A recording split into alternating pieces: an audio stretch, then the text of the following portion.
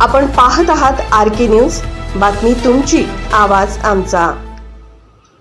आमच्या गावामध्ये MIDC विरोधात आंदोलन सुरू आहे। गेली 2 महिने सुद्धा त्या ठिकाणी आम्ही 2 उपोषण मोर्चा या ठिकाणी आणला, तर काय आम्ही म्हणत होतो की MIDC ची प्रक्रिया चुकलेली आहे, त्याबाबत एक मीटिंग लावावी एवढी अपेक्षा होती। त्या अपेक्षेनुसार आम्हाला एवढा संघर्ष करावा लागला की ती मीटिंग काल लागली। त्या मीटिंगला आमचे लोकप्रतिनिधी आहेत ज्यांनी हा संघर्ष उभा केला की ज्यांचा अट्टाहास MIDC करायचा, ते त्या ठिकाणी उपस्थित राहत नाहीत। उपस्थित असून सुद्धा पलीकडच्या दालनामध्ये बसतात, त्यांना लोकमत विचारात घ्यायचं नाही, अशा सगळ्या गोष्टी करण्यात फक्त विरोधाला विरोध करायचा। आम्ही काय सांगतोय की प्रक्रिया चुकलेली आहे, आमच्यावर हे लादलं जातंय, जन्मत तिथलं सांगतोय, पण आमदारांना फक्त काय करायचं आहे, त्यांच्या कामगार 4 घ्यायचे, त्यांचे कार्यकर्ते 4 घ्यायचे आणि त्या ठिकाणी विरोधाभास करायचा।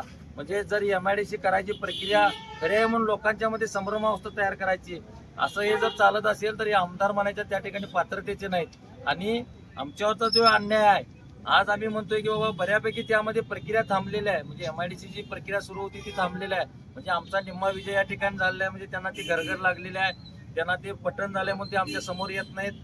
मग या ठिकाणी येत्या 15 दिवसामध्ये जे जिल्हाधिकारी साहेब असतील आणि प्रांताधिकारी यांनी तो निर्णय त्या ठिकाणी सखोल चौकशी करायची आहे, किती गायरान शिल्लक आहे, झालेली प्रक्रिया काय चुकलेली आहे, ठराव कसा बेकायदेशीर आहे, याचा सखोल अहवाल देऊन त्या ठिकाणी उद्योग मंत्रालय लेवलला ही MIDC रद्द करण्याची प्रक्रिया पुढच्या टप्प्यामध्ये होणार आहे। म्हणजे अर्धा टप्पा आम्ही जिंकलेलो आहे, पण या आमदारांना आमचं सांगणं आहे की त्यामध्ये सुद्धा त्यांनी काल जे विरोधाभास निर्माण केला, अशा पद्धतीनं विरोधाभास निर्माण करून आम्हाला क्रियेला प्रतिक्रिया देत असतील तर आमची सुद्धा क्रियेला प्रतिक्रिया आहे। त्यांना तालुक्यात कुठं आम्ही फिरून देणार नाही आणि येत्या काळामध्ये त्यांची खुर्ची सुद्धा त्या ठिकाणी राहणार नाही। आज लोकांनी बघितलेलं आहे त्यांनी किती लोकांच्यावर अत्याचार चालला, इथं किती जमिनी बळकावल्या, किती MIDC केल्या, किती रिकामे आहेत। म्हणजे एकंदरीत फक्त या ठिकाणी हुकुमशाही आणि साम्राज्यवाद लढायचं जे कारस्थान चालू आहे हे हाणून पाडणार।